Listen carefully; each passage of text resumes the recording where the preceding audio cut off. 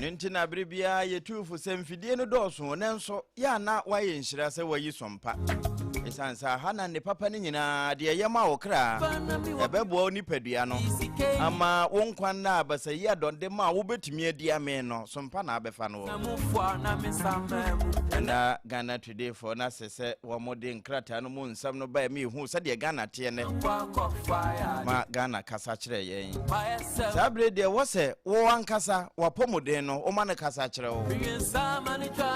na se entumi nkasa nkire wo mmo wo nka ye bia ene endpoint fo nti no Dr. Kwatin ba be kire wade wapomuden mu ye be ma wo nkwa nda no de nyame dia ma wo betimi adi ame na o man no nso a wotimu no ebenya asomfa so enti se ye bo endpoint din dia na num se shell signboard ho ankran sprinters kwa no so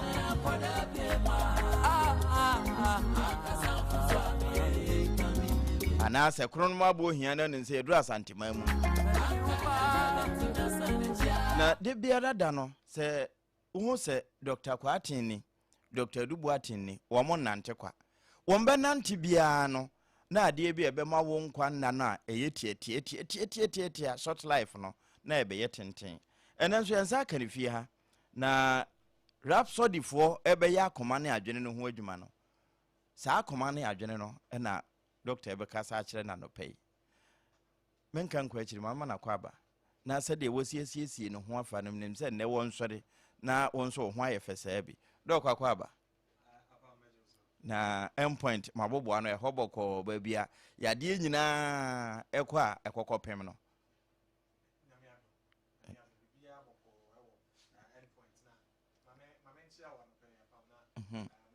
one wapamfo nso na yenchia Ghana fo nyina omutie ye ene anopem se ene obi ani age ene die okrom because enra ya Black Stars no omo wini yenti no ya fa akwanya yeso ne abo maba so enim se nyo obi ana ne age de because ensenzema na em se ekoso wo Black Stars no still I are winning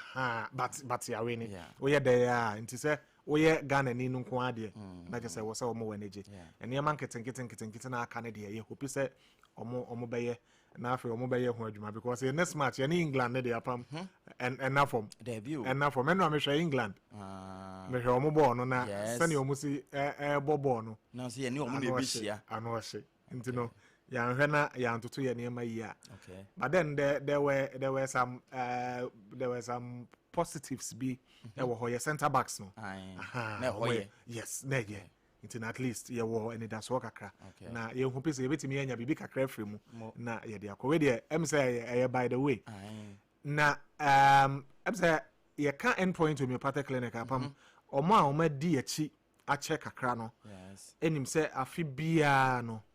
ye wo ade ba ko a eya na ye eno no ye nsesa no ai no de eye dan ya afi bia no eba so muna mama timi hu omo prostate abra muntu ya kapre no sa pepepe nti drew Father's Day pe na wo say what endpoint homeopathic clinic yenka okay because ye hu ne say nipaku ahodo a ewo wiase no say ka nipaku a ema eye one group emema eye another group yes enkwala the elderly omo any groups ahodo a ewo ewiase na wokọ aman ahodo bebre so a ayana dodo na no ye prioritize groups ni nyina ahead of a member ko be bia bi wo ha enkwala first yes na ma edi akire ebi kura wo ha omo ayemmoa omo pets kura omo ne omo te wo kwa brucha yeah prioritize omo yes nkraman ne nkra nyina no omo hia chen be ma enti no na kamia kwa yese mema no ye gya atom so e de den ese mema no bema wohwemu a dwumadi dodo na ekoso wo wiase no mema na edi aya na yese de bema timi ye no ba timi ye banye bibia na bema betimi ya oba etimi ye okay because asem si fie se si ya pe wo se bema na eba be ye ye hwehwe obi amana bedi asem obi amana betena asem so a ye bema na behwe ana dodo na so mema yi ne ko dwaso kokro mu ko ye adwuma na afi omo de kakra ebe fie na omode ebe support abusua enti no na say ye yi mema yi atom anase ye yi o masi nchen na afi no yaye bibia enye yie nti end point homeopathic clinic ye tena ase na ye hu say afi bia no ye di Father's Day afi bia ye di Mother's Day na Mother's Day no say na ya na ye si edi no soronko no edru Father's Day na ye nya ne sa dabi because say obehwa Mother's Day say ye si bo ho dawuro na adwuma ku ahodo na omo chekere packages na ebi mu ye friend say promotions ni ade e de mamma na te say enwuma ahodo kura ye bebo amamma no apam eduru mema so ayenye ne sa nti end point homeopathic clinic de ye ne say afi bia no ye tu enam yenu e de asi ho say emema ye de mamo mumra mehwe mapomuden na monhwe sane ya apomuden no esitie na saade ye ye nyina no e free aside prostate screening na moye ni free no yes say ye general screening e de ama mema emsem reko na ne mebobone ma ye beye no so basane ma ye beye nyina no e free ma be ma bia na be ma no ehun hia sa wo ye father nko a ehun hia sa wo ba anase waware nko a from the ages of 15 years ede kopem 100 years na ye chiri obi atimi ba na afi obe screening yen kan sisu biem ze apam eye mema nko a ema nka ho ema nka ho yoba na saada no nyame yadom ochina ene ne memene da so no osi ho a na bia obeye wo normal check up routine check up ai no ye beji uska obetua te se de bia wo ba wotua no nemum sa wo ye bema na china nyame yadom ade patchen ye ene ne memene da so no na wo ba endpoint homeopathic clinic dia ye beye screening ai no ye free screening na bema ne yenji wo buska kapre kra na apam screening na ye beye no ne wo mu ne se ye be check blood pressure eno ye number 1 bema no dodo na nam ho a wo mu nim so mo BP kra na ekosoro bema ede oba pressure to no so bema de ne ma edadwene chese okokete so kro ntimi na nani begusuwa kopem sa ade beche no wasa akọ na adwuma so na oye adwuma emra so se odidi no kra no na chese akwakwa ya asem opon be fia anadwo na ewo se sa anadwo time no odidi owi awakoda wasa sori asa akọ adwuma sa nyema nyina no ne adwenwen stress ne pressure obremu dadwene ni nyina no eka bomu a na ama be ma ne pressure na ekosoro ene ye routine life na wabobo so you papam eno a nti ne mema no dodo na nam ho a omunnim se omo pressure no kra na ekosoro na so no obeba na wache na tena se na wache ne BP no obo se na wosoro na dodo na ye hu se so omo an check omo pressure na ye de omo beba end point no na ye stroke ene de ne ho agim na bia na ye heart attack na koma ana problem aba ho a ye de na ba end point homeopathic clinic ubehwem na nipa no wonim se ne pressure no na wo dabi na so be check ne BP no na ne BP no kosoro na eno ene kofa asade ne bai nti blood pressure ya de a eho ehia nti eno ne the first thing a oba endpoint homeopathic clinic nyame ya dom ochina ene ne memene da so a ye be check se ne be ya obehu BP no na wohu BP no readings na ya kire wo mu se BP no readings na soro de no sei na kire ase de no so sei na kire na eniema e wo soro a niema wo betimi aye na aboa ama wo pressure no aba fom ana se wo de no so krai wo fom bebre ya ye betra wo niema wo betimi aye na fe wo pressure no aba normal level na fe no wade wo ho apart from say ye check blood pressure no ye check blood sugar enso e de aka ho enti sugar enso e ya de ho hia pa no sugar no se wanko wo nsa no ya ntwe moja na ya ncheke a se wo sugar e kosoro na se e wo fom dodo na no bedru bra mo benya nsankyerene no se bia obedwonso ntentem se bia nani so beye no wisi se bia ne nsane ne nan beye ne titiriti ana mpo se obi wo kra na ne bema no na ho ode na ba fom no sa time no ode beba hospital no na sugar no atena no ho ache na dodo de no na ache because ebe ma wo nsankyerene a na che se edidi wo nipadua ni mu ache but onam ho no enkyere bibia se wo sugar kosoro nti wo ba sa no pa na ya wo nsa no na ya twu moja na ye de a check wo sugar no kama e de ama wo sa na ye me bobo so nyina ye free afa ye no free ho ye be check hepatitis B hepatitis B yare ye nim se esay brebo no esay liver no brebo no so ye nipadua no akwa bia ɛho hia papa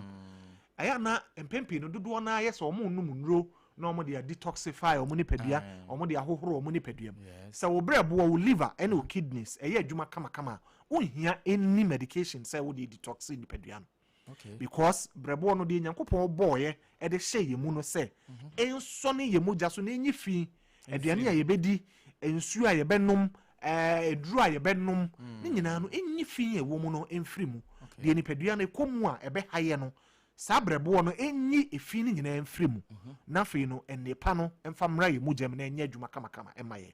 nti brebo no ɛwɔ sɛ wobɔ ho ban ɛwɔ sɛ wo hwɛ ne yie na woba endpoint homeopathic clinic nyame yɛ adom ɔkyena ɛne ne memene da so a yɛ check hepatitis B yɛhwɛ sɛ wo liver no ɛte sɛi wo brebo no na ho ɔden te sɛ yɛ adwuma kama na afei no yɛho deɛ wɔ hɔ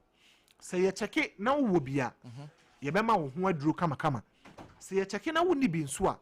na yɛwɔ vaccine na wo de abɔ ho ban vaccine no ɛbɛ protect wo sɛ ne yɛbɛyɛ a wo ne obi koraa na ɔwɔ saa yareɛ yi bi kɔhyia mu anaa mpo sɛ nipa no ne ho nsuo bi ɛka wo ho a wonya bi na ɛno no wode abɔ ho ban kama apam yɛkyɛke hepatitis B ne wie a yɛkyɛke deɛ yɛfrɛ no sɛ hemoglobin HB yɛka hemoglobin a deɛ yɛpa kyerɛ no sɛ mogya ne dodoɔ nti blood level wo mogya dodoɔ nti sɛ wo mogya so te a yɛnim sɛ ɛtumi yɛfrɛ no anemia ɛtumi ma wo nisubire ɛtumi ɛma akoma no bɔ periperi bi wɔ yɛ bibi kakra bi pɛ no wabrɛ bɛkɔ akɔ kyɛke ne mogya no ne yɛsɛ ne mogya wɔ fam so ate na afei no gye sɛ wonom mogya duro but sɛ wonya hu ne ntam a ɛnya na ɛno ɛboa because woanhwɛ yi a wo mogya no ɛso tumi te na wonam hɔ na prɛko pɛ watwa ahwe yɛnsom na kyɛ sɛ nyame amfa fie a na woyɛ ahwere wo nkwa no no nti no wobaa yɛkyɛke HB mogya dodoɔ no nso ka ho na ewie a yɛkyɛke prostate aka ho ti prostate na da biara no yɛkyɛke no ne nyinaa yɛ free ɛne ɛsɛm a meka nyinaa pam wontua kaprɛ koraa wontua hwee yɛkyɛke prostate no bɛrima bi ɔbɛbɛ biara no ɛbɛhu ne prostate sɛne ɛsiteɛ sɛ ne prostate no ɛyɛ normal bɔne biara ne ho sɛ infections ɛna ɛwɔ ho sɛ prostate no ayɛ kɛse anaa mpo sɛ ɛyɛ cancer ne nyinaa no yɛbɛkyɛke ama wahu yɛwie a yɛsa de kidneys asa aka ho yɛkyɛke kidneys no ɛde aka ho saa nneɛma yɛ amekan apam nneɛma bɛyɛ 6-7 yɛ amekan ɛna kyɛ sɛ firi nipadua no soro bɛsi fam hwɛ baabiara yɛhwɛ bibiara na wokɔ hospital na wokɔ kyɛke anaa mpo sɛ on a normal day na woba endpoint na wobɛkyɛke saa nneɛma yi nyinaa ɛyɛ 2000 cedis aboɔ no nyɛ boa ne nyinaa yɛ 2000 Ghana cedis saa 2000 Ghana cedis ɛno koraa yɛ endpoint a ne deɛ ɛwɔ fam no exactly wokɔ other places a bɛyɛ 3000 4000 na yɛhwɛ last year apam yɛyɛ no yɛnya nipa 800 nipa 800 yɛhwɛ mo Friday ne Saturday mɛma mako aha nwɔtwe ɛno ne ne nka me bɛba so sɛ mo yɛ no ɔkyena ɛne memene da kyɛ sɛ nanu wabɔ firi nipadua no soro bɛsi fam sɛ ne nyinaa mo yɛ ne firi ɛne ɔkyena mo mpɔn o deɛ wɔm no sɛ ɛyɛ ana yɛhyɛ aseɛ ntam ɔho nti last year yɛhyɛ aseɛ nonsia hyɛ aseɛ anɔpa 6 ana yɛfiri hɔ no na abɔ bɛɛ nwummerɛ dubaako 11 yes nti this year no nneɛma a yɛde agu akwan mu no bebree na sɛnea ɛbɛyɛ a obi a ɔbɛba hɔ biara no ɛne ho bɛhanhan no na afei no ɔbaa yɛa no wakyɛke na afei no na ɔkɔ fie sɛnea ɛbɛyɛ a ɛnkɔnkɔduru saa anadwo 11 no obiara bɛtumi ɛnya ne check-up no na watumi akɔ fie ntam nti no yɛhyɛ aseɛ anɔpa na onum nti 5 a.m. by 4 a.m. na endpoint staff no deɛ na obiara yɛayɛ settled na yɛtwɛn patient no sɛ ɔmo bɛba the patient no wa wobɛba ntam koraa no 4 no sɛ woba na wobɛto yɛn a yɛbɛtumi astarte ne yɛahwɛ wo nti no ne ntam no ɛne hia last year yɛnim sɛ ebi mu koraa no ɛba bɛda hɔ ebi mu bɛda so ebi mu ɛba as early as 12 a.m. ahomakye anadwo 12 na ɔmo wɔ hɔ nti no by 5 na 6 na yɛhyɛ aseɛ no na nti ɛnɛ no wɔkyena nyame yɛ adom a yɛhyɛ aseɛ 5 a.m. yes by staff no deɛ by 4 ne yɛwɔ hɔ ana ɛsei no so no yɛ double yɛ numbers no nti yɛde nipa from other branches aba bɛka yɛ ho ɛwɔ yɛ headquarters so nti no sɛ last year na nipa a ɔmo twa scan no na ɔmo yɛ mmiɛnsa this time around ɔmo yɛ 6 ɔmo yɛ 6 ɛna yɛtwa scan no nti no yɛbɛyɛ no wano adɔktafoɔ no sɛ ne yɛyɛ 4 ɛna yɛwɔ hɔ last year this time around yɛyɛ 8 nti no kyɛ sɛ nyɛ sɛ bi a wokɔ akɔdi line tenten biara so na afei no akɔ akɔhaw mmerɛ na say wo actually wo bape ntempa no ne yaye bibia no na afei no na wanya ho na wokọ but apam this year no the man no ye soronko say a different from all the other ones I no and I say ye screening no this year you say charge at the account. Oh, okay. Dr. Dubois mo ye ni free no mo say charge account. Yes, sir, charge apam ye wo enema hodo bebre electronic appliances ye wo microwave ayeche okay ye wo fruit juices ye beche ye wo electric iron ye beche no ye Father's Day gift ana Father's Day gift ne mo metre mu kakra nipa qualify so mo benya bi okay ye wo iron wo ho ye wo microwave wo ho ye wo rice cooker wo ho ye wo bread toaster ye wo juicer ye wo electric fan chese eniema hodo bebre ene wo ho ana etimi eba bedroom mug cup ya ye de nom drinks bebre ya hye sa na ema ya hodo bebre ye chese ade na nipa ahodo miensa ene qualify de ne ya de doso apamanya za okay de di kan no ayo obi a one endpoint edi dwuma pen okay na oye loyal to us say fan say yare bi echi no bi a obi onya stroke obi o ha na bi an pressure e ba soro ana afi no ba endpoint na ye hwe no ana ye hwe no onum ne hwe so num ne duro kama e ma ne ho to no okay as say no yare ni ho biem a one ye ndi dwuma kora biem no fa wo card ne bra nyame ya dom ochina ne bra beje wa chede because a chede wo ho e de ma for free. Wow, because when you are no yes ama ho ato no okay endpoint a show ama ho ato no fa wo card a e wo ho no fa bra eno na kire say wo ye patient e wo endpoint na ye fa ma okay the second category no eye omo a currently omo ne ye di dwuma omo asese no omo wo ho a ye hwe omo ye guso a ye hwe omo endpoint se mo ya asabia omo gi edro omo eguso gi edro omo ba review na fe no omo progress ye vision no say endpoint ye vision ne say apomuden ebekọ babia ye boa say ye be promote health enti no say oba na fe no doctor etre dro ma na wotemeji ye dro no na wo hwa so na wo nom ne kama na che say ye ni so ade hunu a eda ye ni so no say emremu so enti say nipa kuo no say enu akra na wo ba ya since last week na wo started wadro no mu a obetimi aba na fe waba beje wa chede okay ana the third one enso ye say omo anyame ya dom ochina omo beba no wo no ebia wo ba endpoint ache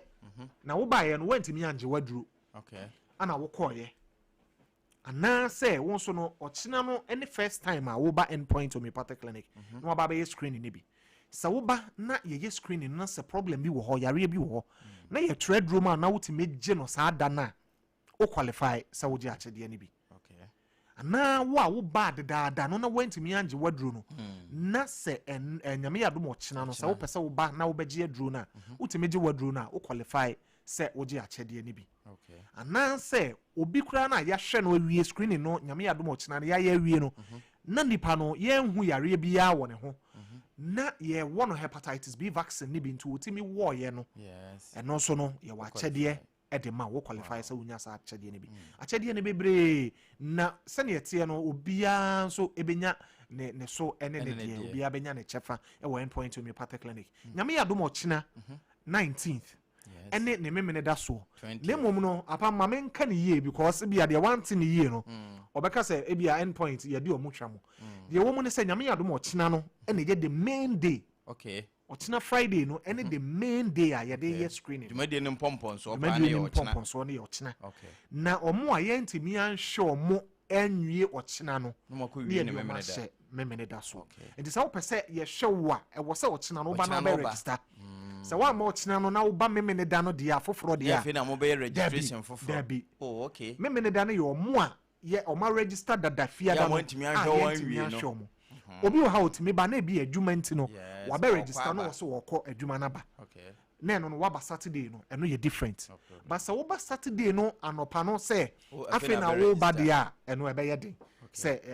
ye be show it is na me nyina no ye ne free no na afi no ye ka se wo ba card e de wo beje eno nye free card no ye 70 cedis okay card 70 cedis it will be obaba biya no fa hye utirim say o ba o de 70 cedis e beje card na mo lab wa ye be ye a mabobo so hepatitis B wo moja dodo wo sugar wo prostate wo kidneys ni nyina no de obi ani ho obeje uska na mo say wo lab foforo bi a wankasa pese wo ye ka ho de a na no na yamu wahu eka no cause bi wo ha no pese o check na koma eno nka ho ECG no ye check a ye beje ukakra obi wa no pese o check ni liver o twa scan de check ni liver eno nka ho na afi no watu ya kakra bi wa no pese o check typhoid obi wa pese o check sexually transmitted infections san ye mai nyina ne bi wa no pese o check ni Johnson ye de ka ho de a eno no ubetu ya kakra na afi no na wahwe ne mom no wo banso a wadaroma na wafa kakra hye ho se bia yehu yare bia na wo de age aduro no kakra bi aduro no enya de a chese wo betu yeska bia boroso ama na hawo da bi me de kura ya sabia wo pe wo mu nro drugstore wunya de no kra wunya akwanya na wo kɔ hɔ aboa ho sa pepepe apam ene enko yesika boroso bia da bi endpoint nim se wo bakra na wantimi yentue ne nyina yetimi spread ne ma wo kakra na watu ya bi mu ho magye omedro de daada omutu ya bi oma mabie mu ye ne omuni asemu bia omutu ya kakra bi but de aka no oma amfa mabie mu but ye hu ne say ye nipa ho adwuma ne ye se nipa ebenya pomuden ene ho hia nye se bia ye hu ne taye ne ya ba betena ase onse ma ye din he kwa ya sabia pa no usikani waduni wantia pa ye den na mutumi ye ne sa na screen ni ya ye budget a apam ye twa to imagine say nipa ba ku bia oba bia ye spend 2000 cedis won so nipa ba ku bia ye spend 2000 cedis imagine say nipa 500 kra wa utifia ye math no calculate na hwe sika twitwiri dia ye dia share sa program yi mu eye because say ye say asemu a ebisi mi musa na say we ya amoye no techima enkura bata ne be ye the same thing okay wonu ma wo tema na ye the same thing na share signboard are the same thing ana say ni nyina be koso share signboard ho apa me a very good question we busa no de wo mo say ye branches ni nyina sa screening we ekoso wo wow ye branches into kokumase krono mabo hia na afa so techiman hensa sa wokɔ baby a friend takrade anaji estate wokɔ tema community 22 ko wana so eziama eye nzema azim importem ho no nyina no ye free screening yi ɛwɔ hɔ na mum baby a akyɛde no ɛkɔso no dodo na no ye shell signboard ye main branch no ana afa no to a larger extent no tema community 22 enti no tema community 22 na kyɛde ne kakra wɔ hɔ a wokɔ a wobenya bi ne mum dodo na no ye no wɔ spintex enti a ye sa ne sɛ apam ye bie adwuma no sa biaye mienu yi ye headquarters spintex na afa tamade no eno ni baby edikan a ye enti ye no ye loyalty no ya na wo ho bebre enti no ye hye bibia sesa akoko aye obe ni no ona nya bebesere sabe pepe enti ye hye bibia sesa na ya na ye free ho no na fe no ye hwe se na ye besi fa akọ na ya extend it to ya other branches no enti nyame ya dom mo other branches no next year de no ye ya obi ya benya bi ne mo ma kyede kese kura na eno na ho hia no eye wapomuden na ye de ma for free no enti wo kọ branches ni mu nyina na ubenya sa kyede kese yi eye free screening no na afi wo so wakwakoye na wade ho na as usual number no a obetimi afre se open nkyiremu ebia ensem a meka ye bibi wo ho a wante ase na open nkyiremu ebia na obetimi afre number ya mede to dwai na one Dr. Duboaten edi enkomo number no eye 0244 86 70 68 0244 86 70 68 anytime bia obetimi afrent nyame ya domochna efri anopa no num ede ekopem ebra ye betimi ahwe nipa na wie no na yentimi anhwe o man wie nso a nyame ya doma ne da memene da so no eno so ye betena ase na afi no ya adwuma apam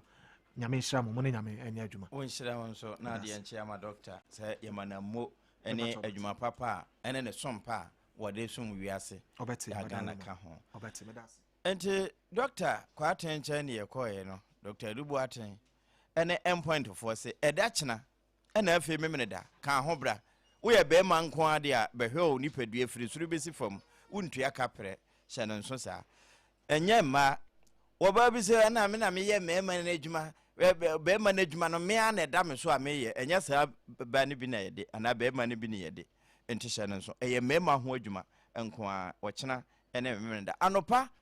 no num no wo ma hyase enti akontem na wo ma hwe wontem se de doctor kwa atenkyere ne se wo kyena no registration be koso enti brana be register wo ma ntimi anhwe wo anwie kyena me da no wo ma to aso na mom en ha ho ma me da sa fe na be registration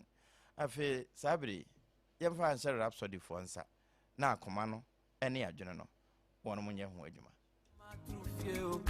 let me so de mo ana mesa popo ahodinu ni hobiem na safe na usua esano mo kame tu puse jainu ni ya aka emrebeti mi asanatia benu mi upa aka misaya poda bema aka sanfufa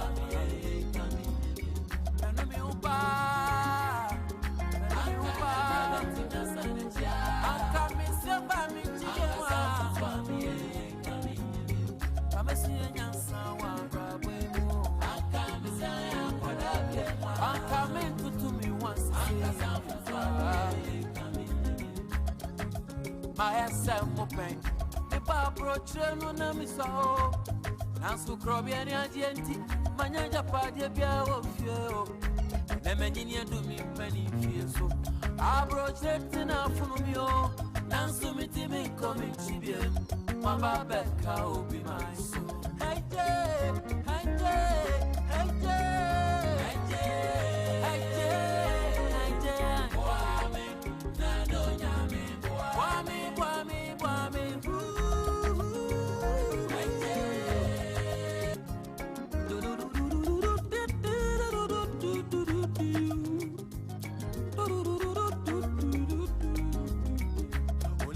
Mintama hunya woto mifa yesu tama kama mre azani la la sulalai oche ma sase ma betonye 90 points fio enkrofo fie mu atena tuo minya baby famitinto bikunko bi manja tse ade untie mafutu semi aka everybody na sanatia aka everybody na sanatia Rasani mabawa mutieme kutu semi Emraye nikaso Akama famu nyansapa Akama famu mwanjipa Eti no se de Sompa Rhapsody dwumadi no aprewo eye bibia wonni muntia eti na we read Hosea chapter 4 verse 6 o se nimdia me man nti wo moyera enti se wo panimdie de na Sompa Rhapsody me to nsa fro se bra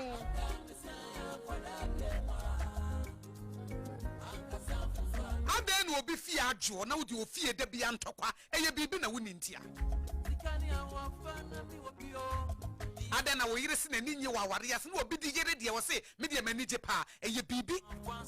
sa gap na da ho no eno na Sompa Rhapsody yesi e ba be fele Abrabo no ya dwene na kuta ye na ne control yen o and what think can put down so want to manage your emotion, the funny emotional intelligence no ho be kire said the funny mental maturity and mental and sana kire want to nka say nso to no buofu eti nso no beja ato he nso no so beta wo beto ye woni ma bi wa abrabo want to nsesa na ma ne yie baby ya wo to ye osesa no onye yie say wo ye oba na asa be ma osesa no onye yie transgender for no person o sesa no so wo mo boa say me your baba me feel say me ye bema wo ye bema wo ye hu hie nye yie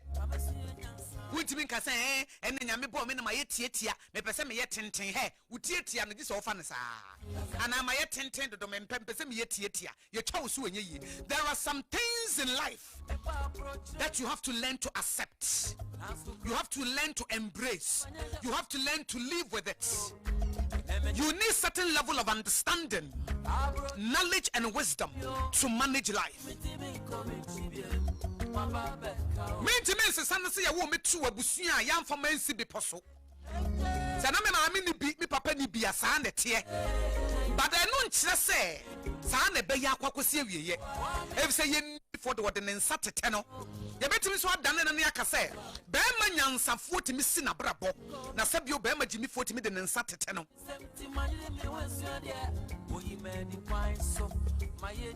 etu be busa wo se ye nyina se ho ane e ba o na ye den ne bi ntima yire wo mo ho na woma brabo mo destiny, their destinies have changed. Womo shabra sesa ene wono atimi to aduane de obi a na mre bi atwamu so obi ama ne wan sidi kura na woni bi ba wo fam etimi di kwansidi bebre ba wo life a saa de ne timi ma ho kire bi ba yete ase pa wotimi fa abuse bi mu wotimi fa tete bi mu enipa bitimi di hwamo ba saa ne ma na amase ba besa wo eba se ebebie woni ewo de wo de beye ebe ma wa brabo mu nyansa na ye nipa bebre no se sa situation ni sia ni ejina ho no a ni da bia ye kasa ena be ma bia mi hia no ena oba bia mi hia no ena me ma me ne me papa wa ma mfa ma nko school ena wa ma anya mi sei ena ma anya obi a mi wie school mi twa wo gina ho saa eno na Reverend Professor Joseph Osafo de bebu sa wo say what is your own role in your own life eyampa ye jitum wonko na bre no woni made pa wanya obi ama na mo amfo anko school ba wonyiri ye na de na wa wo mo ho.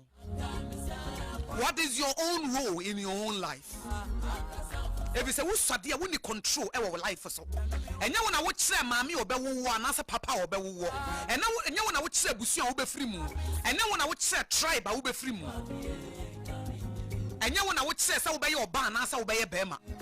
enya wona wo kire se yanwo wo Ghana ana ye wo nya ho a wo nyare enya se wo bubugu mpam o a wo betimi apie wontimi fa bibia nyi wo ho ano da enti ye want empathy and sympathy for those who are bedridden, who are broken. And was saying your opportunity be one he or she would do something differently, but I want anyway. And would yet see. Now, so I to a branch and as a baba one or two, no bonnet, my miss of war, no bonnet papa subo when you're serious. Entianess will hear Busiamuna Ufria. Watching yet, which was a baby too, says, yeah. Winnie wa fabi anasa wa fasi bi anasa nuye bi ana mami papa bi abefra na ka chem say nya $1 million kakra na unyenye nya ka kese bi je wa go ne Land Cruiser kakra na usi wo manshi bi a efe na unya kakra ba wo botomu a he wudi bedi agro wo bra wugina hoyi sese kan sanne wachi ebi ni ho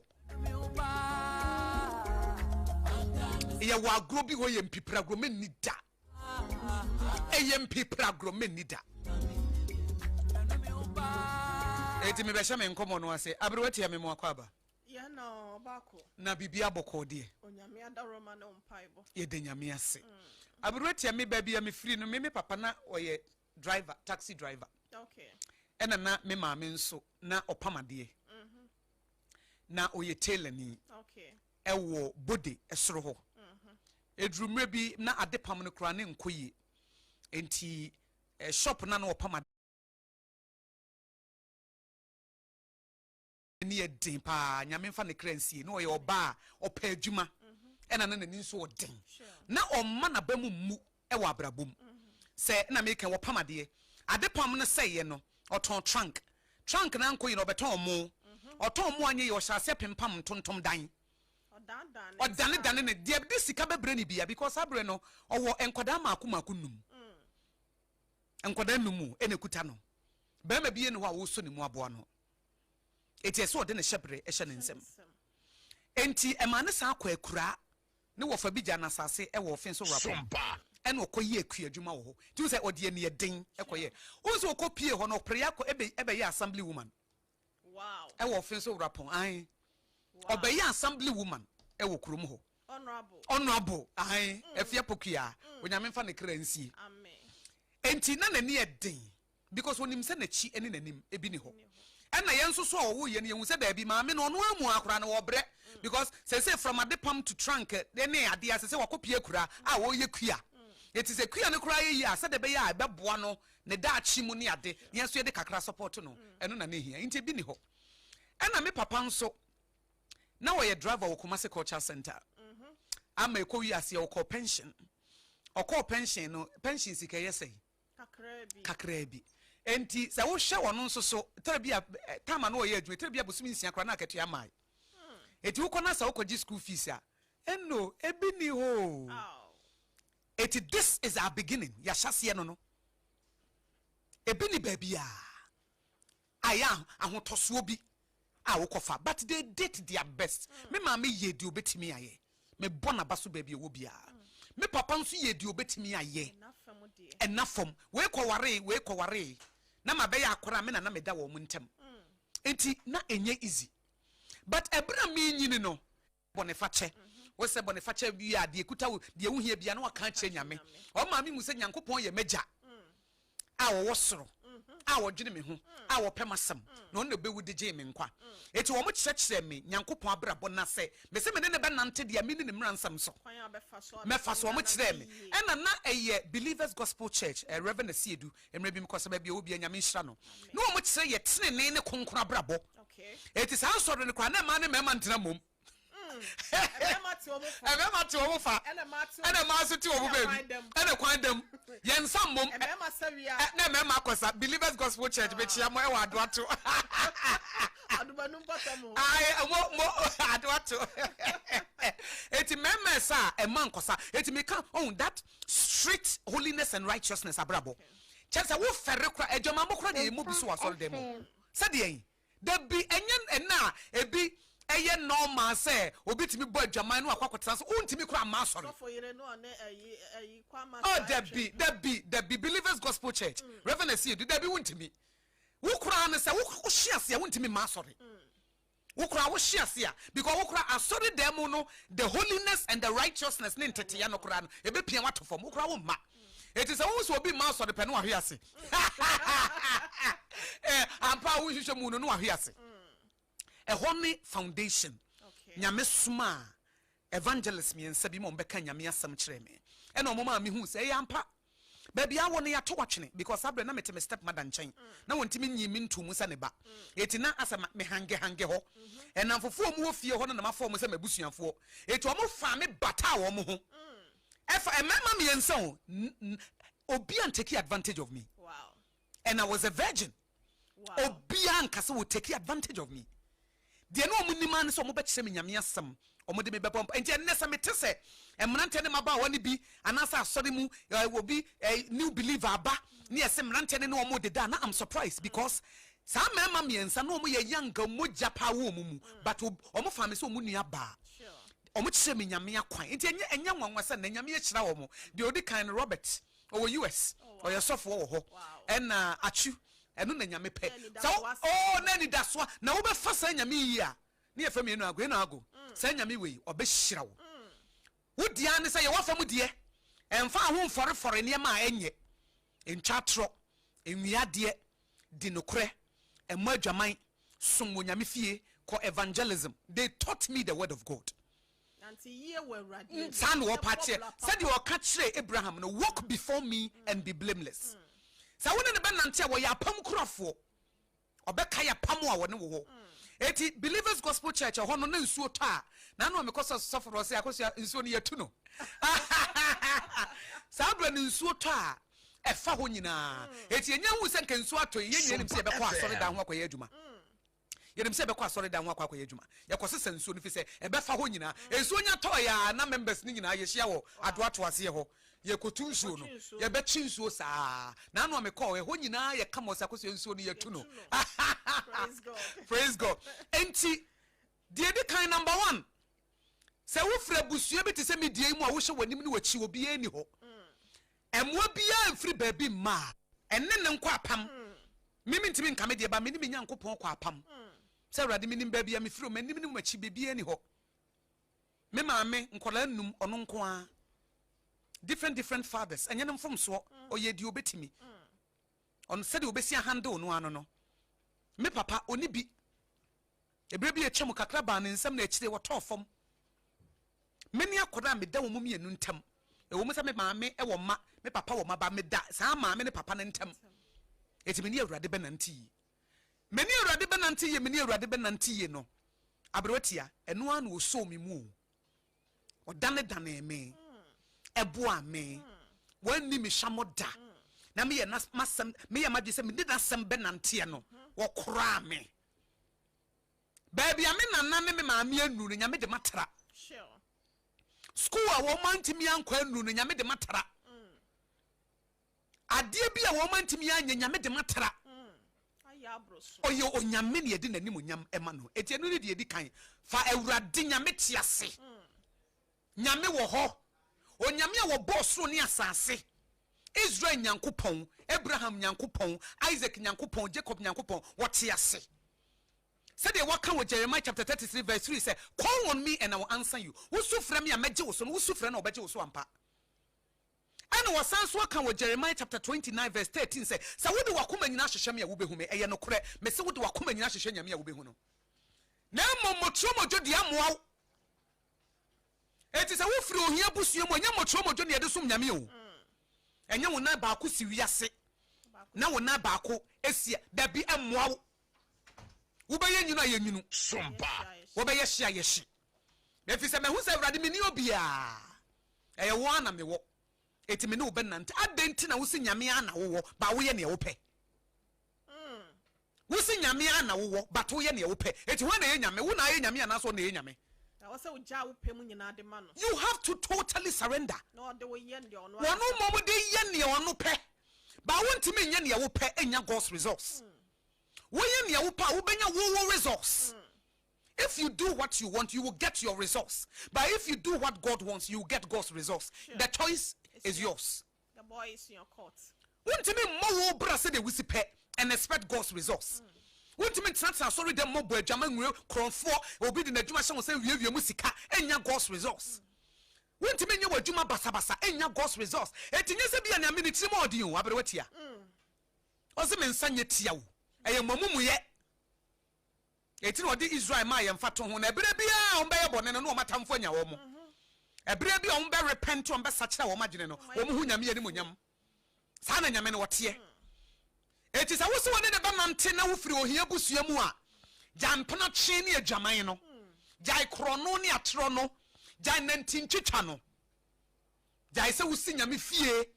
no waye sambalat e wo ho na wo hinda na dwuma jaye no so ono na wo gia tom so obeboa wo dia because wo maame ni bi wo papa ni bi tise me die eti dia wo ye nyame ono na wo dan no eti dan ni hie because abro ti adenti na wo se wo dan no because ono na ye nyame o eti tumi nyina abre ne ho asehye na se na wa men adenti na wo sad ni sinchen adana wo di no akwa ye dia wo pe na ye dia wo pe me ye anu masore no masamerade fa me bona echeme me mo bossa de wado yesitie mananti ye mankasa ye mantuma na mo ye mankomu ye erade fa cheme because me ye nipa enhweme mu yeso na ntome ntwene na me kona me kose bone fa chene wi a I don't go back said the Paul kan say grace do so ntibone no so ana etinyemu amode aboa paye bone no me say you will never get anything from God. Boa paye bon wonim sa de a wo ye nye ba wa ye tintin tirinti who can say what that will be was see Galatians chapter 6 verse 7 was say do not be deceived God cannot be mocked a man reaps what he sows was say men na da wo ho na nyame ye nsi na twetwe eti esuma se na wo ye no obi ehu yo ba nyame bi ehu na me say was say he is the rewarder of those who diligently seek him. Sure. Otie ni pasoka ema obi anada na mo sare ya na nyame me de me ne nanante me de me ne nanante oyo yonko a woni te bia nyina mu me se te bia nyina ebre mpo amaye mfomso amafom no amanu me ho enya me kanya sa mo de enu ho asa wo poa FM sa pretense ene ayi na hypocrisy wunim se me koka o de beche minti na kwakwa enya bia enya wo enya atwomde na enya mudie ni bia da bi enya mudie ni bia de yenu ye ho pa erade ma akti papa na ye sunkura ta akire you mourn umone ebra wa ye bone because anya sa na wo pe no but we any panty. Sana no mo ye no job. Oh yes. Obeyi ni tiri hu nyina na omo de nson. Ash. Asra omo ti no ma hu se wo mo ekọ. Dia wo ye ne sa. Eti ampa so e basan so a ye ye ahweyie. Ye sua nyansa frim se de be ya next time no. Ye du hɔ ye bebo atra. Sure. Eti eno ne de edi kan. De to so biem. Opportunity bia nyame bebia ma wo no. Opportunity bia se obi shop no se kotena no. So obi car ene osichi. So obi si ye mate. Obi si be hye ne bama no. Obi si ne store provision betonton ne mama no. Obi si ne fie hyesoma no. Obi si ne store ni mo abra betena ha. Ade bia abrewati anyame de be ma wo no di no kure. Di no kure. Yete se de wo ya amanyame. Yete se de wo ya maame na wote ne nkyɛn no. Fane se wo ye unyame. Me se eye kwan bi na nyame bi o. Eye ketwa bi o. Awunim abrewati se ye hu nyame wo bie kwan ye wo mie ne kase o. Eye ketwa bi. Obrempo ahyase bia ya ne. Sa enti no se don't despise small beginnings. Sure. Enti wo ha na maame bia fro se emi pa akola bi na ye adwuma nti betena me shop anoma me. Sa shop na wo kotena no no. Onyame de beso wahwe so obedi no kura ansa na wode de eso anasa wode wodi ama e so se wo yi obi de yi a e na wodi ensu be yi maame ne de ba ne bra wo no wo firi ohia busuam sawe like ye de si wa no wadi Ebi sa wo so asem enyame a ye de ne sika to wa no wawia wo wia niema wo yo da bi oboa ohia na wo beto ye no betom sa ohia na wo beto maame ne papa wo mu no I'm telling you sa boni bon sin a perpetuate altars. Wow. Boni it perpetuate altars. It is a yo ohia altar and a wo busuamu a de omode gusunsu eye boni. O satete no omo anu omo kɔ ebi abosom ho no. Wo kwa na bia wafa eyi aboa na watwam ne moja ebi okra anase bia wafa akokɔ ni watwa ne moja de aguso aponche ni watwa moja de aguso no de aya se me ade na wo ye ne betumi aye obi a wo firi wo hia busia na yete se altar ebre bia ba ye boni bia yete se de watwa moja aguso wow na flourish ebre bia wo be wi ade ebre bia wo be ye sisie no abia bia ade anya wo de wo be fa no na wo hie ayi ohia no wo hye mu kena wo ne wo ho da. The fertilizer guso. There is no way so be do who without righteousness. There is no way so be do who free sa ohia ne mu without tenene because the enti omo no omo to ho na e boni ntia dudu na e boni. Asisie krono enu nti ana wo so be pie mu nti you have to do something different. Ntimi nso nyankopon without righteousness. Oh Debbie enti ekwan ketue bi anyame bebia ma wo trotro na nipa ne de ama wo se chi no sa trotro na wo chi no di ne krema ka ona no wo ye mate e ho na nyame bia ma wo for now di ne krema no provision shop na wo te ase na emfa bi ntoso enua maame ne sika ye content kakra na ye de be ma wo no se nukuredi animu a you will never get out of poverty unye sika se dien obeba fom sa wo be ya amonyoni a enua wo man ne sika sa wo be ye politician men kasa ko yen kasa Ghana de politician Mr. Debbie you have to do something different nyame bia kwa bia ma wo politics mu ene ama wo position bi e de ma wonnim ba bia wo firi o wonim senka bia nya amanyosem a nke ye kanipa kora nka wonka ho ka ne anim onyam bia said the Paul kan ye no read 1 Corinthians chapter 1 ho was mutu nipa do den mu amonim se na mu ne anim onyam bia but wo fa ne eye wiase jimi na nyame de hye ne ho anim onyam wiase ato atwene the wisdom of God offer the foolish things of the world to confound the wise etitere bia na amanyosem mpo ena nyame bie kwan ama wo kodi NDC achi ukodi MPP achi ena omo ba power ena nyame ye wadom ena ma opposition a sa wa amfa nukuredi anka ho a me say wonya $1 billion ebesanhye no the best ya de kronu sika se de si ba hwe ma metri so ye kwa na odi echi de bi mu ye wontimi nya bio enkrofo wi pizza wontimi nwi pizza ne bi enkrofo efrifri niema mesra wontimi frifri bio hey enkrofo to designer wear wontimi nya bio enkrofo ye dwe wontimi nya bio enkrofo di sika ani wo dia wontimi nya bi wonya nuro ho ba bia wo firi ne nya sonson wo ho enkrofo ye prema asam a wontimi nya bi enkrofo ye namfosam wa na wo hyedem. There will be a season of loneliness. There will be a season of isolation. There will be a season of deprivation. There will be a season at the open wunya. But na make a season, bre enka ho. I stand for everything. So wo fiti preko pa wo sia, emoja na eba. Ahemfo chiniye, ebi didi bi achi. Baby a wo firi nti nkrofo ka no nkasa wo ye di free a. Aja na. Obi asesa na tade kwasi ada, wontimi nsesa bi o. Eye ba bia na obi e twantoma fofora wontimi ntwa bi. Wontimi fa ho nkobɔ de wo wa hotoso a ne sika sanne ebi da bank ne sika sanne obetimi afrɛ ne maame ne sika sanne obetimi afrɛ ne papa ne sika sanne obetimi afrɛ ne wofa na wo kyerɛ ne sɛ de yɛ de visa bɛba sɛ bɛtsen kɔ UK pacho sa nkrofo na bra bɔ no wontimi mobi kola yɛ nsamone dia ne papa sɛ me punish kɔ abro kyerɛ kɔ de wo eno ne punishment obi punishment he obi fra busu a wo ya de anya o papa say he momfa ne tena play mu no nko UK papa bi sa na no ote ne ba ya so de kakra bia no watwa ne take time no say kɔ abrochire wo punishment no obi kɔ abrochire ye obi punishment me ntimi fa me ho mebo wo tini eso obonto fa onu obo kwa kwahye ye punishment wo beda abonten ade sakra ya sabro abrotia ye punishment wo beda abonten ye punishment wo nya aduane ni enti di ono wo ye bone a ye timi turu say ko US na kwadwojo ho me punish wo no e ba cho me di me ho bo wo anya yi o wo to designer wo ya minti bi nto bi o wo ya kakabe nsema minti bi nko bi o momre obo minti mi nko bi me sonson me ho ye ka adwuma wura asem wo me nkoka bi me sonson me ho na obi ankobo adwuma wura amane se mete sa akosu ye ka sei da bi me sonson me ho wo firi wo hia busuam baby ebi ni ho nyame abie kwan kakra bi ama wo emfa ni agro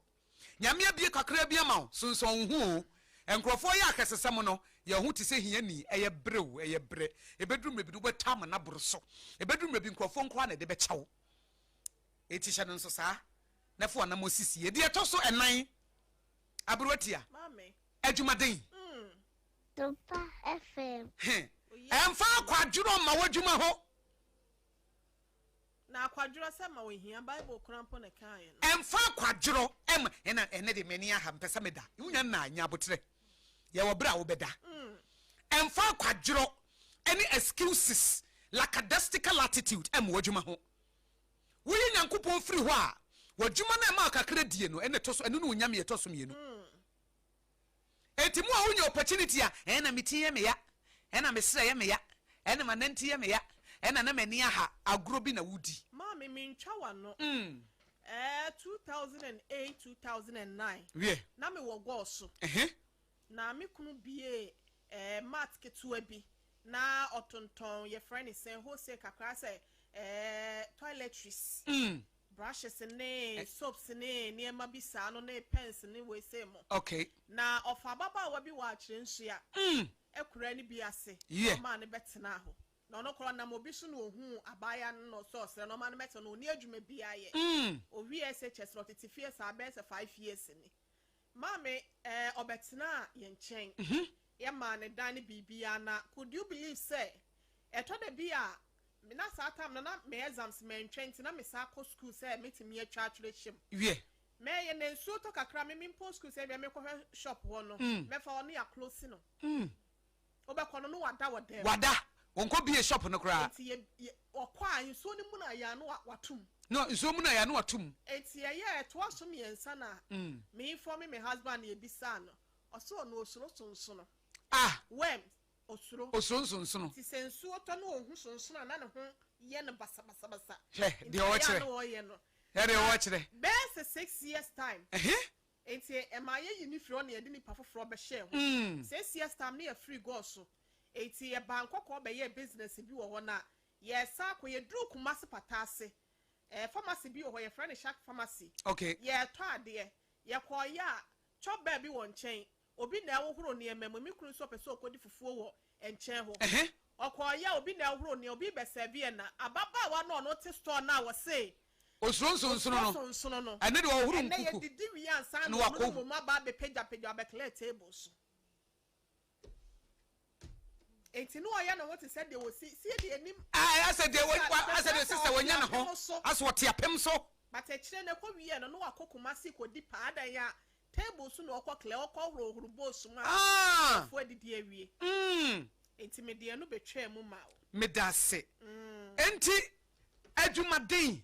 ena me de mabre o ena dabi o baby afri ne yamre o so to me ntimi nko tena ya kai wo bofu o mrante brema nsa na dabone na ba no anso no tuntum so abeso no fufuo so ebru nyame mai opportunity yenya adwuma e wo tech fm no abro tie ne ye adwuma te se bodamfo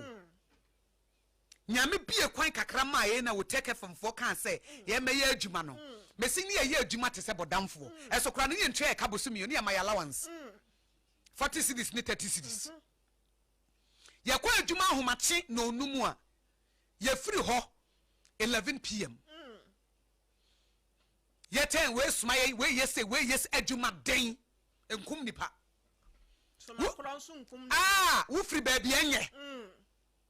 wo ye wadwuma kwasasa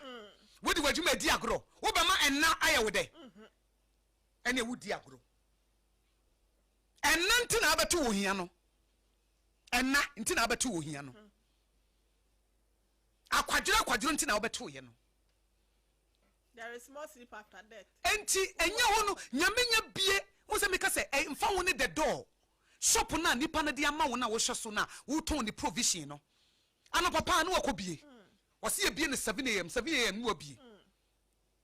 enya afa na be ma adamfo bia betwintwan wanam enya afa na wugina wo phone so wo bi tade akora na wugina wo phone so na hwe wo a ho na be hwe wo ne akwara no wo kura wo nam ho no wo gidama atusere wo maame no papa nya bi ma wo sa kwanyem aye dai ya semsebe wo kwanyem aye dai abrewatia me pebe ma o be hye me wo di agro eti aye wo se wo ne be ma bi kodana o taduane ma wudi a na no de ahwe wo ho gese bia wo ye smart say me wo se be ma ne kakra wom eti me ma ne de makosu adwuma me ma ne de makosu na sama na me ma na hyemidwa na mo masesa me niema ene ma betan na mada oba na ma no aduane ama na di wonware me you are a joker ohia no mfrim afa na ebe ye mo we se na no abrante fita bi mu a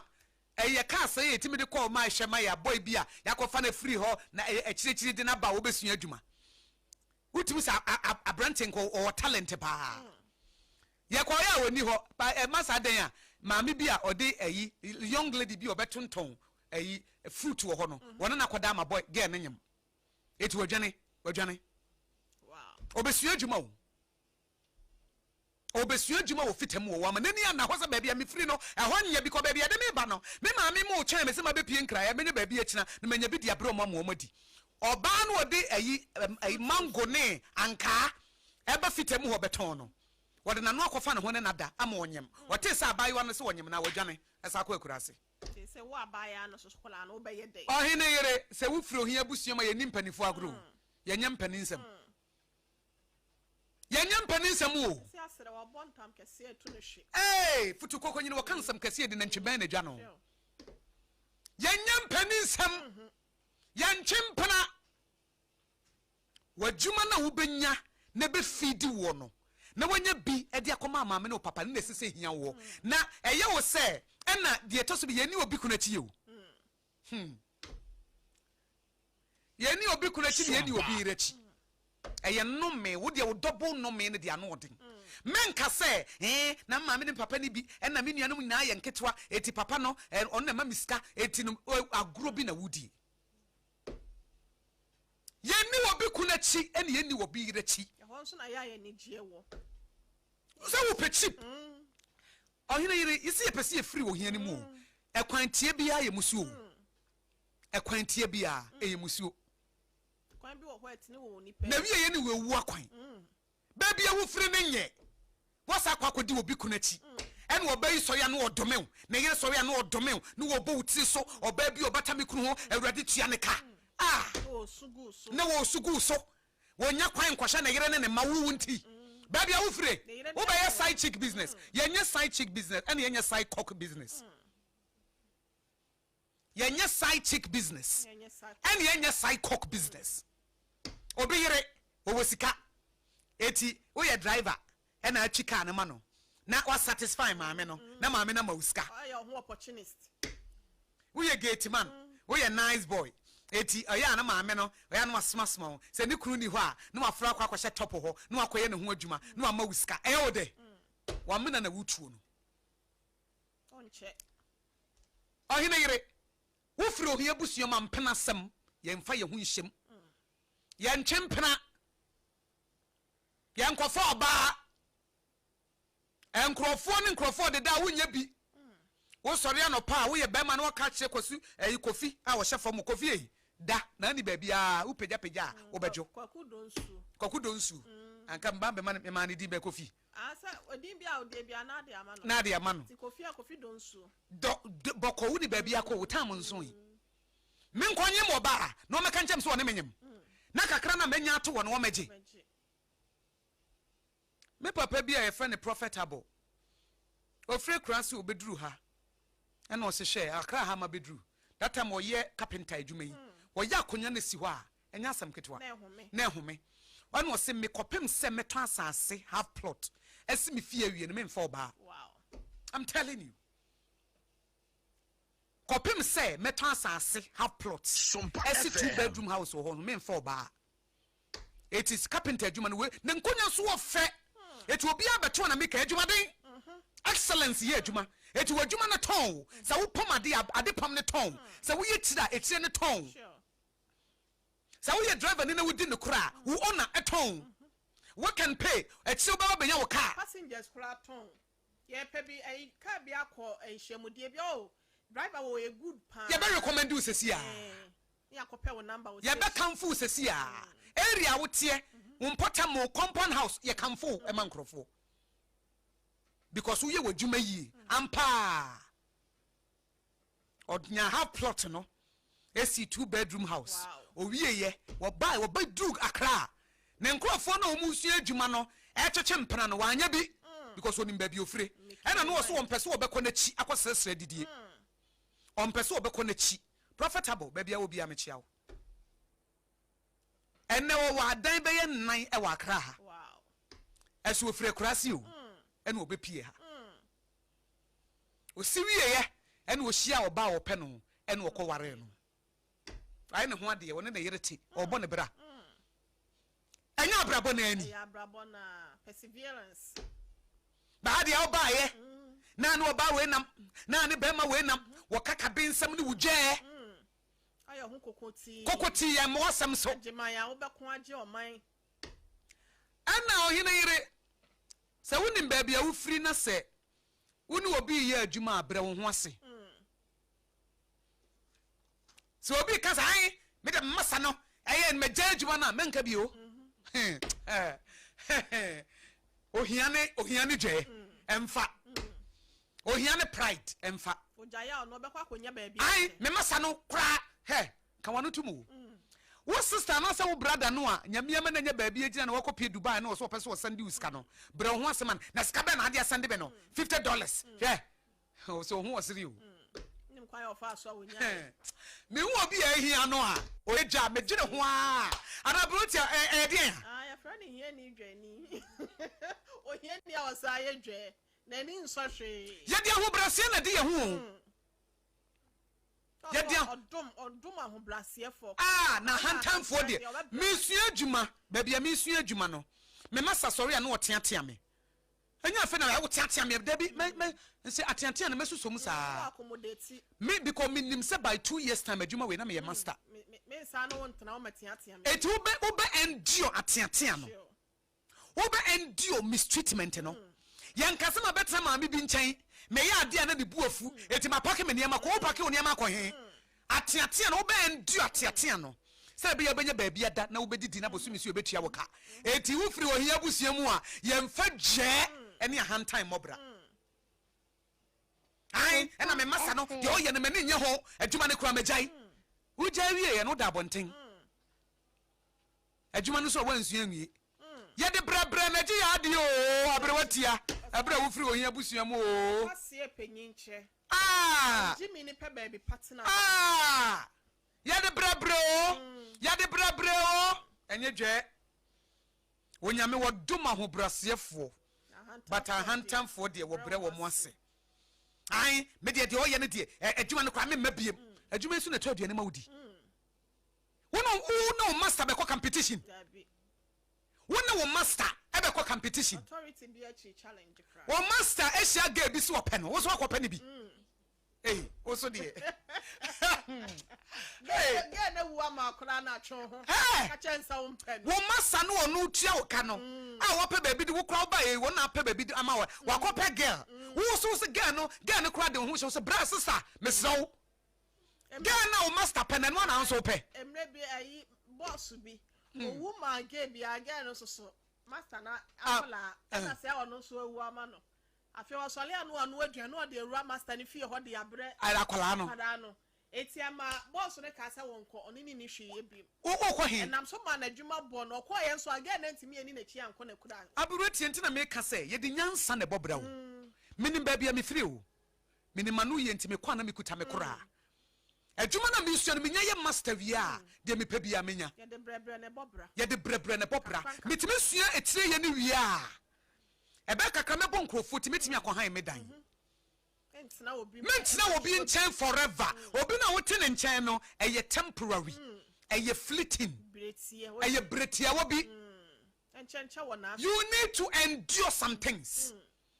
you need to go through some hard stuff jai no o say o madam akoka wasem ti obu ofu erade ya money chamso abreti ya wase say ne master akan wase wakana nim me madam akamanim me ma me ne papa omowo me kola no omomo me chamso nyewo na ade na wonte wo mo nchen ade na wonte wo mo nchen de tosu biem sa wo yo ba na oti obi nchen wo no na ehwe wo boa wo na ne kunu eso wo pewa empene ohiani ba sunso wo ka kire madam no ye pamo ye dan say obepene so ma papa ne wada because at the end of the day ye hu ebesa pamo ema papa ne na ada wo be ma no onu pe wa ha mu akono ema ne na ada wo no nka nkire wo say wo de me han dan ama wo de me yesi ama wanya wo pe wo de satisfy ne ho susun sensam na o kan susun ma nya wo de o etun say wo ne o madam ekunu da eti say wo mu obetri so ene wa ye dwe sanye baifo na wo ye ena wo sunsun boni bia wo di ba be gufie no na wo ba be fade aboso na wo gine se wo dwa ne wa hanti say madam ne kwaka say ade a wo nye adente because wo ni kru twempena mesi hia na wo beto ye no e ho na obetri makowu afia kra no wantena muso anche na watwa wo nkwa no eniema bi wo ho a wo hene yire ba bia ye frenti ye sonso ye ho o ba bia me bedidi wo bese ho wo mama na ye wo de wo ne mama ne betwe manso mama na no mama bi ofra mi o se na kola wo ne tia ne kunu ne nada na kola na mama na beti so e ko wi ase no aware ne ye basa nti oba ne pake ne niema koi ena maid no what take you over and say we had made na brabo aya na bede na asiu yi made ne wo ho na papa na san nem e ma beda wo nanim na de ai abaye de botachi no ye de boba anya yi na na yiri mpo wo ho no otimi ne wo da wo ne matrimonial beda wo ho ne hwan oba wakoye ne ho ade oba waye ne ho ade de na bafie wone ne wo ma se nanim watimi ne wada no wone matrimonial bed ya wo na wontimi nkofo oba foforo bi ma wa wo ye mpana che oba ne easy obi e wasan pam no it was say kwekura ye woni ma bi wo ho a ba bi ye frenti ohina yere abiru tia ya nye o na de atwa to ansa na mama etiefo abam sɛ nyankopɔn yɛ wadom no ohu mmɔbɔ sɛ de mene abrewati nyame hu yɛ mmɔbɔ a wɔde yɛ kwa kakra yi ne wama yɛ bɛ emma wonya baabi sia emma wonya baabi gyina deɛ bɛ guarantee wo success kɛse yɛ pa fi sɛ nyankopɔn no ohu mmɔbɔ no abrewati eti the analogy no and the secret behind it sɛ nyame no ohu mmɔbɔ no sɛ nyame na wo favor awo no sɛ nyame no mo anya baabi de wo nan asie no sɛ nyankopɔn no a waboa wo no ebra wo ni hye ebra ne yato watwene no ade a sɛ nyame ne sombo ma ne pa ye nipa eti sɛ wonnim na wotietie nipa fa hodie so ebra nyame ama onya baabi agina wadwuma ye fo kasa kyerɛ mo rof wo enipa wo ne wo yɛ adwuma wo nkola wo mo aduane nni wo bɔ na timoden wo ma wakoda akodware wa abonten wo didi a wo se wono mfa na aduane nsi fam a mesrew wo yɛ de wo hia no bɛsan akɔ wo se wo hu nipa ye wa bla wanya baabi asi na mpacho nye ho na wo ho na wo tie ɛna nyame pagya wo gyina ho na wana ka kyɛ wo sɛ de wo ho no wonyɛ ne saa ka ho onka ho obefiri ho ɛyɛ bre wo firi ohia busuam na nyame yɛ wadom na wonya baabi de wo nan si nyame timi bua wo ɛna wo nkwada bebre som wo ɛna wo ton ade wo medifo bebre ɛna wo bie adwuma wo adwumayefo bebre sɛ nyame no a wadom wo no dia sombo ma ne pa ye nipa wo tietia wadwumayefo fa hodie so wo medi na wo ne wo fie ne sɛ wo ma na aduane ni sɛ wo kasa na nim kyerɛ rof wo ma ne kodware abonten aduane ka ase ansa na wo ma na di na wo ntwiti ne sɛ nipa I will guarantee you wo ye dan wo bɛbɔ fam yo bi die ya na wo ni da ache baby ya wo to ye no wo bɛsan kwa kopie ho if it's a bonenti because we read Deuteronomy now we can blessings no ohia e kan bone de ne curses no ho you will go back because kan hu say na we am abrofo na we ni bi adum bi eto pesa sa adum no a wo de dum wo bi eto say Yesu Kristo ma parable bi say obi a no wode ka wode che no ode che ne wie okọ ora ne yonko a wode ka no na akọche na tum ka kese ekra wo no wode ya wodi emu odukra wode ya chaw ketuwa bi na wo bi de wo no afa uko take action wodi na kotum wonim say o se wo ru na te wonim de oye wo se mo mfa na mra he sa na wo ye ngobrofo na ma me ni bi na papa ni bi ene nyame ya wadom ene wo hyira wo ene wo ne wasifie wanya medifo a esom wo ene wo bi adwuma wanya adwumayefo a esom wo sompa na wo de wo pride wo arrogance wo je wo kasafi because aye wo sawo na wo taduane mo omudi na ka se sika no anyame de ama wo na ma wo mo taduane nyame de abefam wo onyame de awrentew sure on na ye ne dia ono na sika ne gete o de awrentew but say wo kan say wo hu abayo no kra na say wo hu abema na aka say ewrade ebra bi atwam say na metie o ebra bi na me say na me koye national service o say am koye internship o say na me kosom wo bi store no ne ne wa mo metimi abie shop kese sei na wo treating kwada na yi wo tua wo mo kayi wo hyira wo mo wo fo mo say wo nkasa wo dia abrotia wo ma fom da me pagi bi a menim no me monidi da bia me kasa wo ma fom da amen papa bi a mabra bom nyame ma me kohyia na me say nipa kura dome no ayenye yi se die wo se bu nipa wo hu nipa as wo hu nyankopon eti da bia wono na me hye no sua no me hu bi da me hu odefo a wonya ne hu say tam eche se mutam ankasa dako pe wobetimi atodan 50 abom dako isika anya me de ehira no no wobetimi agya na ase na ne ya watodan maako 50 eda maako 100 but wobuni pase ajapade obuni pase sika wode ma wo obuni pase mu a wode boa no etida bia me kana sam kire nkrofo se nipa wi omma fom da ehira ne doso dodo nipa ehira no doso dodo se nipa edome no nipa ehira no anu ehira no edoso ese anu a edome no obeshira wa asase so no Awurade nso ahira na da bia wo anu ebo din no dɔɔso wo yɛ papa ne bio but anu a ɛkasetia wo no ɛdɔɔso ɛse anu a wayɛ ɔmo papa sia me se wo bɛba fam a I can guarantee you that eti na me di twa to ne ama tiefo abam okay sɛ Nyankopɔn yɛ wadom wonya baabi ma wo sia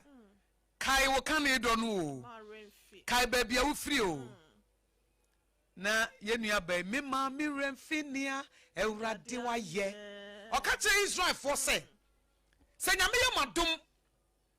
na sɛ munya tenatena mu fie na mo ho tɔ mo sɛ etamo a monkae sɛ na mo yɛ nkoa ɛwɔ Israel na me Awurade me de mabasa kɛseɛ bi ɛna me de gye mo monkae o eti sɛ wo wɔ servant a kae sɛ wo nso mmerɛ bi atwa mo na wo yɛ servant eti mo slaves no ema mo ntete wo mo because mmerɛ bi atwa mo na Israel for mo yɛ slaves ɛwɔ Egypt eti sɛ nnɛ modnya abaka na nasanse so na motiti mu fie na modidi sɛ tam na nipa bi bɛyɛ nkoa ma mo a monkae deɛ Pharaoh anya ama mo no monyɛ ma saa nkoa no deɛ Pharaoh anya ama mo no monyɛ ma saa nkoa no ema mo mistreat wo mo monhwɛ wo mo yie montua wo mo ka mommoa wo ma brabo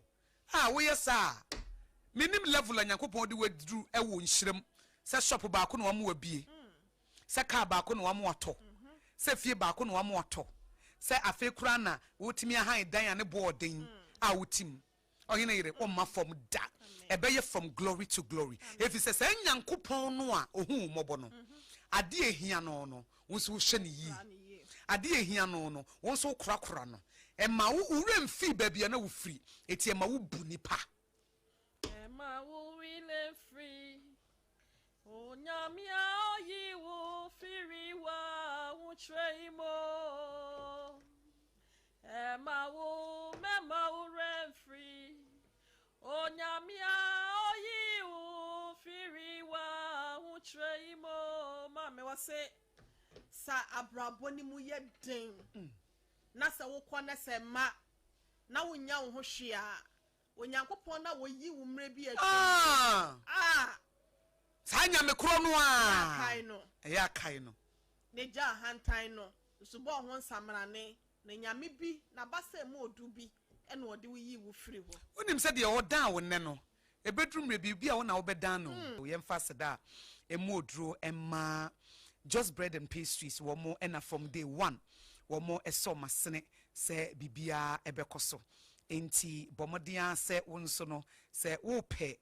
dokono papa bi dia serve wo ho a na just bread and pastries wo mo na Sompa Rhapsody wo ma faches wo mo se wo mo de Rhapsody ne de so long as Rhapsody wo radio so no wo mo gina mu sai limitless say Rhapsody obi akora be call mo nko ade mo se wo mo gina mu eti da wo mo ase just bread and pastries shananson say wo ye wedding wo ye yie na wo pɛ dokono dia serve wo ho a na just bread and pastries na wo hia clean hygienic preparation 3 Ghana cedis pe ye customizing ma wo se de wusi pe no it is a wo pese rokono no ye de hyeto ye de meko ye de sadi ye de ka ho a se de wusi pe no ye be ne saa it we yie na eba so no we de na eba so no just bread and pastries just what kinky and ye comfort e de ama wo ma wo kinky experience no enye healthier more profitable with just what kinky fa wo mo sesi a 025 60 68832 025 60 68832 na one just bread and pastries so we just what kinky no akasa 025 60 68832 ohine yiri dijwa kakra yi ana fe me manage na seme twato amaye abroti ya inti ma me na to da bia just for aye dokono kama ne bo fufufu ya de nti obi krampo ni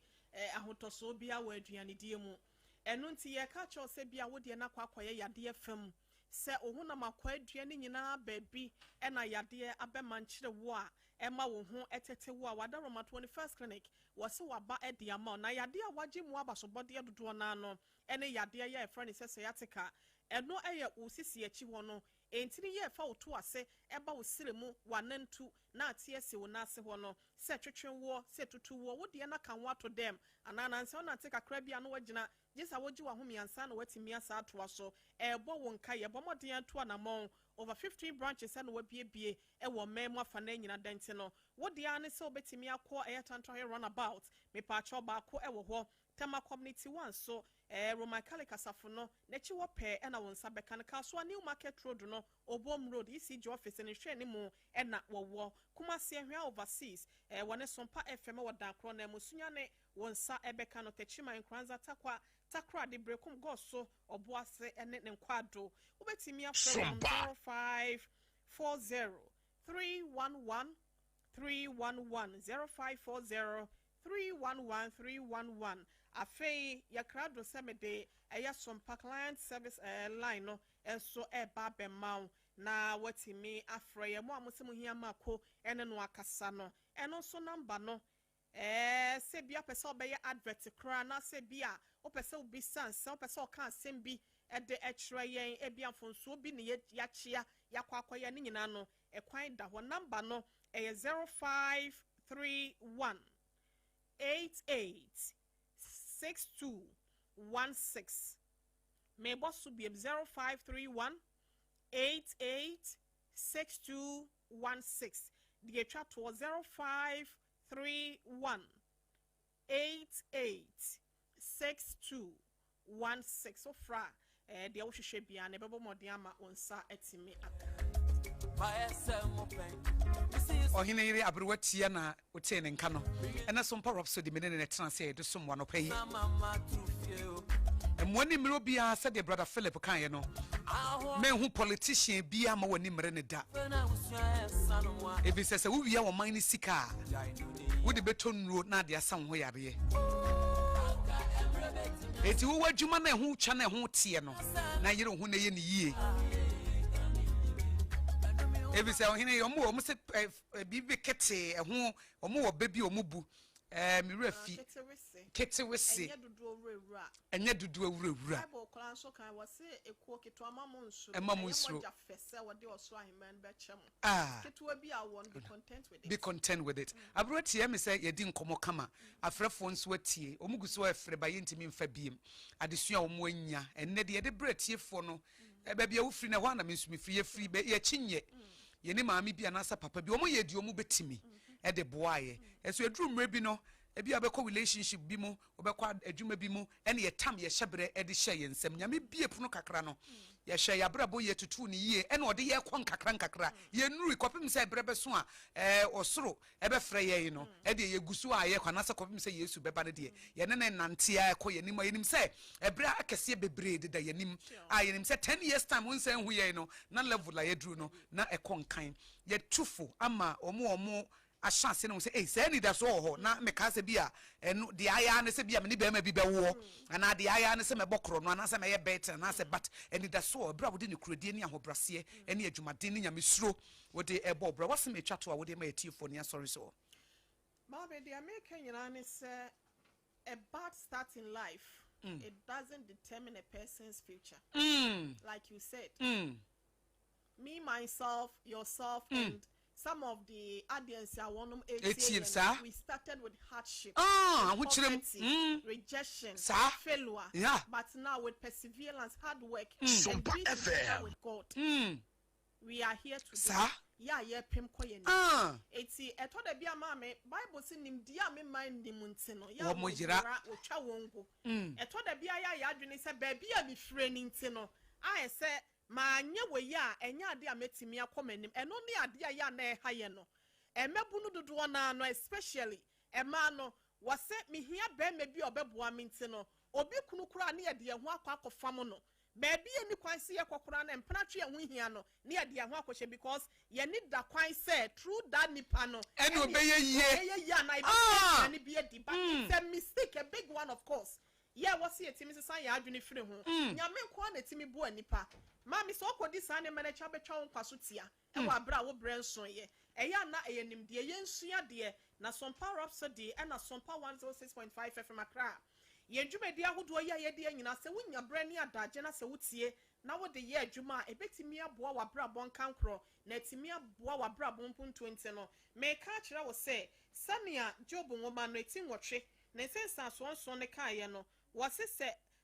empo mfitiaseɛ no ɛyɛ ketewa wawie ye no ebɛyɛ kokro wɔbrempo ahyɛseɛ bia no ɛyɛ na ɛyɛ ketewa bi but deɛ wobɛyɛ ne sɛ wo ma wo current situation no indetermine anase undefined one kasa no enipa kora wo ye afio be stay consistent with whatever you are doing because great endings are often built through small faithful and step taken every day. Now the immediate one is always trust God's timing. Eto de be a delay no e ba ne ayen sasa aye deny e de amaye nyankopon twentwen na se ase nyankopon wapoye pacho nyame wonpo ne ma de bi odone ma na to de be aya na ne ye fi se bia ache no de siesie yen no de akrakra ye bia pepe na na se bre na pese nyankopon wo yi upie no satan no de upie a enya de abetimi successful na se obetimi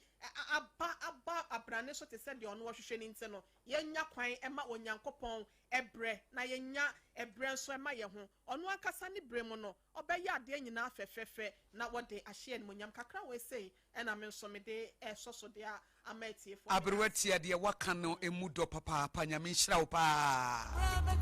wankasa wo life na a testimony ankasa ebra wusane bia o ma na anwunu se ebra bi beso am yate aberewatia enne e wo radio so nes wunyame na wafa na wone ne nam no a wo tutu wanamo no wahye wani munyam wode wo kɔ kakra wama wo kunu wama wo ba wama wo adwuma wama wo nwumasua wama wo dwene mu do nyansa ye de bobra wama wo de wo ho ne ma bebree ho wunyame ma ni mfrɛ ni munyam mu nkɔ ni munyam na nya kase pa na a bedroom maybe platforms akese na obegina so na de account story atiefo ha ene ede Sompa Rhapsody dwumadi ne besie ye fami de nyame yehra na Akosua Aboagye betimi afrɛ me Akosua nhra me sorry so ne the second service dwumadi na ba na me producer Jeremiah Simpson se mo frɛ se Grace no wo hode Grace no Yesu abaye ne wuntimi nye na emom se wo bo wabra bo basa disobedience ba krono ne adwaman we your man sika Deuteronomy chapter 28 verse 15 no ekwa ebesi 68 eno ne o portion